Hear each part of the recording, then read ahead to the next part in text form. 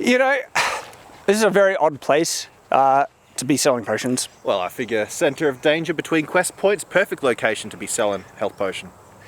That's actually a good point. I mean, I found you, so, yeah. Well, I need some healing potions. Oh, healing potion. Well, I have my stock standard 100 plus HP potion right here for you. What's 100 HP?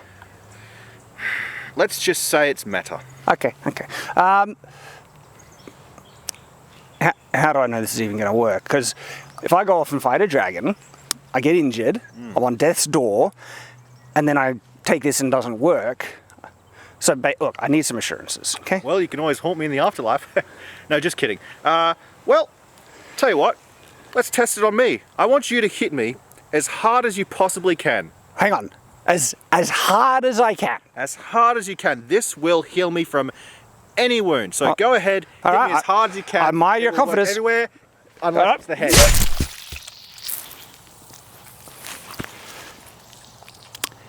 Unless it's the head. That makes sense. I mean, he was pretty confident.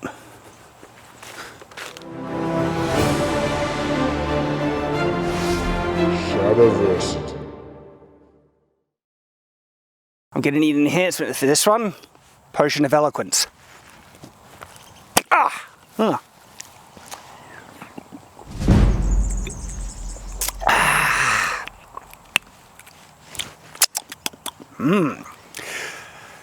Greetings, I'm Shad.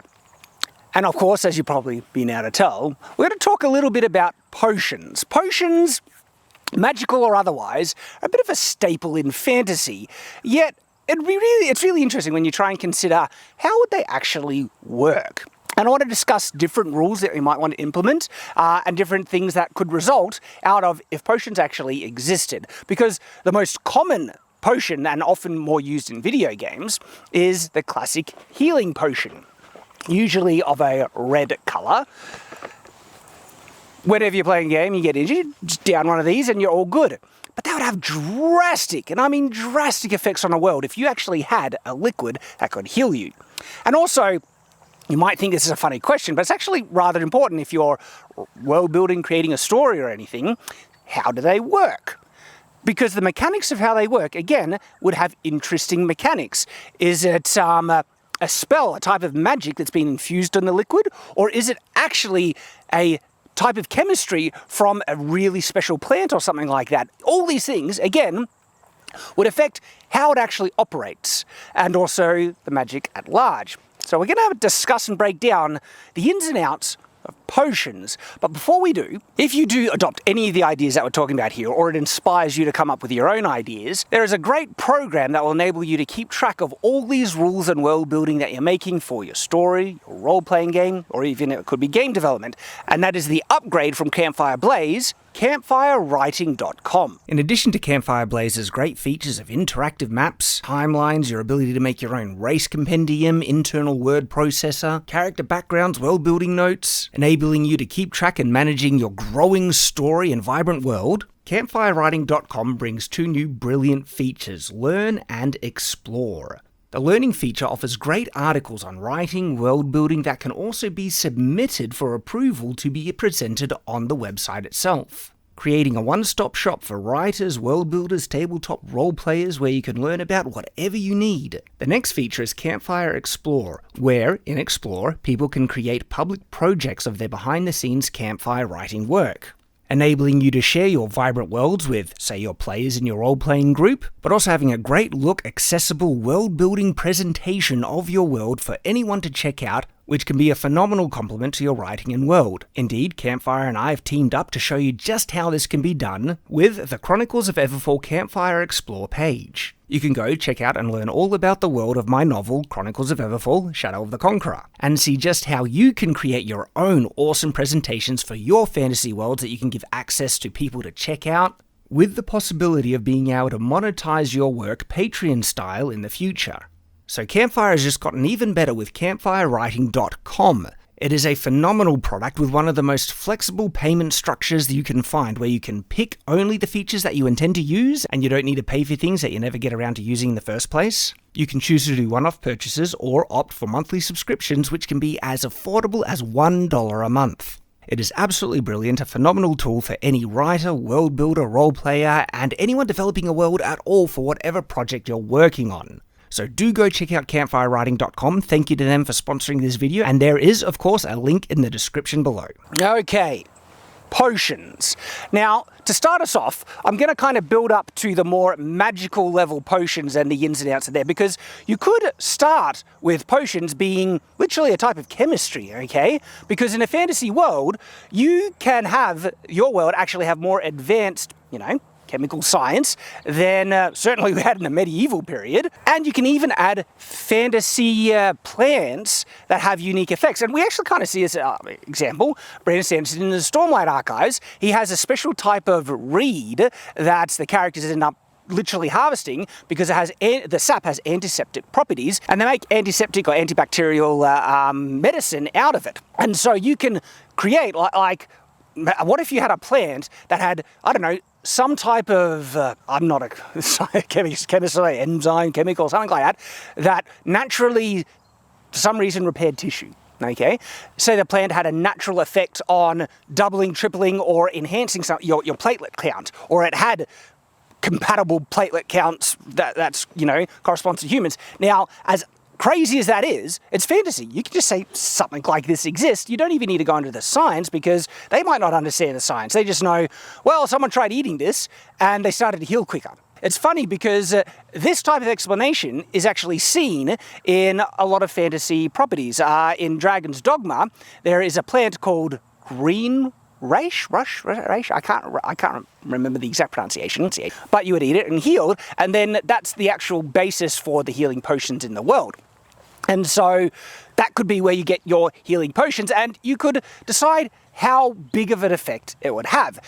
Is it instant healing, or does it just double natural healing? Because that would still take weeks sometimes to heal from severe wounds. But even an enhancement of 10 times speed healing you might still need a day or two to recover from severe things, but that is a huge enhancement in healing effect. But of course, in video games and fantasy, it goes even further, where if you drink a proper healing potion, it can heal you instantly in a couple of seconds, and that is truly miraculous. But if you want to do that, you could say, yeah, the plants just have this effect.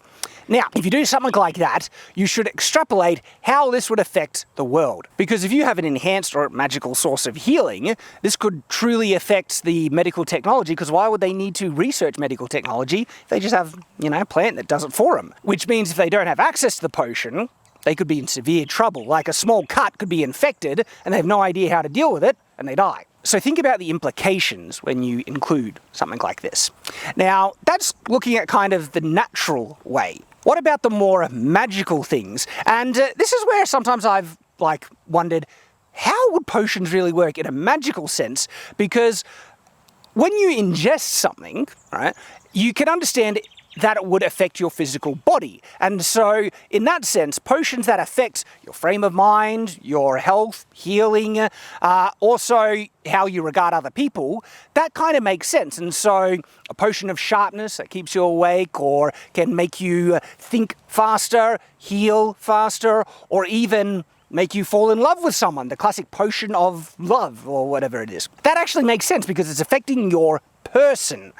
But then potions that have just a random magical effect that's completely external, like the liquid luck we see in Harry Potter, that's a very odd thing, because to me there's a bit of a disconnect between something that's affecting your body compared to just a random magical effect, to the point where the potion is more a carrier for a magical spell. It's just the delivery method. Just like you could enchant a spell into a wand or any other object. Now, that actually has some validity. You could do it that way, but then the exact chemical makeup of what comprises the potion is a bit irrelevant if you're just casting a spell onto it. You could still have a needed chemical kind of arrangement to create a liquid that a spell can latch onto. So you could still have that chemistry aspect, but it's actually not the liquid that creates the effect, it's the magical spell you're casting onto it, and then that makes more sense to have a random magical effect that could enhance a skill, like a potion of smithing. And they have like skill potions in Skyrim and things, and so they've certainly been done in fantasy, or a liquid luck type of potion. Again, this has implications because it means spells can be stored. That's a really significant thing. Like in your fantasy setting, you could have spells being able to be stored in objects. And why would you choose potions? Well, the great thing or interesting thing about having a spell, attached to liquid is that it more accurately enables the target to be selected. Who is going to be affected by the spell? It's whoever drinks it. So we just covered if potions really are just a form of spell delivery method, and that does open you up to allow potions to have any magical effect, and that's the explanation. Because I like things having at least logical explanations in fantasy. That explanation, the spell delivery method, isn't necessarily my favorite one, because what also enhances and makes something feel more real is when they have logical limitations based on their function or how you decide they work. And so one of the things that I kind of like about potions is that having a natural limitation that they only affect your physical self, like I was saying before, that it can heal you, it could enhance, your perceptiveness, or a physical attribute of some kind, or it could affect your frame of mind, like love potions and things. That's a cool limitation, because that means you can't really have a liquid luck potion or a potion that creates a magical shield or just any random magical effect. The limitation could be, no, potions only manipulate the physical body, because that's why they need to be drunk. It makes sense. You absorb the liquid into your body and then you get the effect. I like that much more. It is more thematic to the nature of potions, that it's a liquid. And then you could include other interesting limitations. And one that has been used in fantasy before is that you could have a rule that any magical effect from a potion is always temporary. Now, how does that work with healing? Well, if the potion literally manipulates your body to heal, the actual action of healing is the potion in effect, and then it stops healing when it runs out, but you receive the effect of your body being mended. And so still, it's a time limitation thing, and the limitation of the time is like, it actually only lasts for a couple of seconds, but those few seconds are crucial, and it heals you to a remarkable level. But then, what would happen if you drank a healing potion when you're already fully healed? That could have you could choose some really interesting effects. One, it could be like a narcotic, it could give you euphoria, or it could be really bad for you and causing negative physical effects. What about this as an interesting effect from potions? You could make them highly addictive and then have negative effects play on from there as well. And so there are some really interesting, things that just feel thematic that suit potions, because we deal with strange liquids in the real world, and some that are addictive, some that have negative side effects. Like, what if healing, it heals you, but then gives you a massive headache, or you have to urinate a lot, or it gives you diarrhea, What about mixing potions? Like, if you drink a health potion, well, that means if you drink a certain type of other potion in the next hour, it could have a vastly different effect, or it could affect the healing, residue or whatever that is still on you from the potion. And so what's another classic potion, usually like a mana potion or something like that? What if they couldn't be mixed? That would be interesting. For instance, what if you drink a healing potion, right? And so you have it heals you, but there's still kind of a residue healing effect over your body. And a mana potion is to restore mana, but what if the mana potion also has the effect of enhancing any magical effect that's currently on you? When you drink the mana potion, it triggers the healing effect that's on you to an insane level, to the point where your body starts to overheal. And by the way, when your body starts to recreate cells again and again and doesn't stop, that's cancer. And so you can end up giving yourself cancer. Tumors start to grow and you explode. So the potion developer's like, okay, this will restore your mana, this will restore your health. Never mix them. Seriously, like, it's cancer. You don't want to do it. And it's like, people thinking it's just a metaphor, and this literally gives them cancer. So you can give it any number of negative side effects, but because the healing is so important, you just drink it anyway. Another interesting thing. What if you gave potions diminishing returns. That the first healing potion you drink is going to have the largest effect on your body, but the next one you have could only be 10% as effective, and each subsequent healing potion you do, because your body is adapting or something like that, they just don't work as well. That's a great limitation, because you know why? It means the heroes, or whoever needs to be healed, they might be wondering, ooh, do I really want to waste the most effective one? Like, it would make me want to save the healing potion until maybe I'm on death's door when I really need it. But if it's, even if it's a severe cut, like a big gash in my leg, I might not want to waste the most potent effect of the healing effect I could get on that cut on the leg. You'd probably save it for something more significant. So these are all just really interesting limitations and ways that you can make potions work, and also think about, how do they work? You know, are they spell delivery devices, or is it a chemical thing made from special materials you have in your fantasy setting? Or, and this is the more traditional thing, does the specific combination of these really strange ingredients create a natural magical effect, essentially like a spell, but it's a spell made through materials instead of how you normally trigger magic through, could be speaking, hand movements, concentration, or something like that.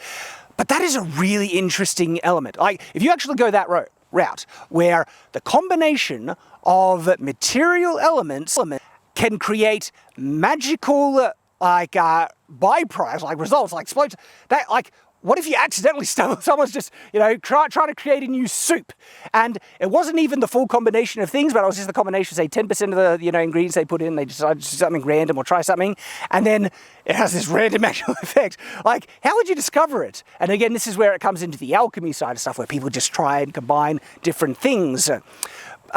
If you do that, I would encourage you to try and connect it to the magic system you're using in your setting, because otherwise it feels a bit disconnected. Like, why are the random combinations of these things creating such...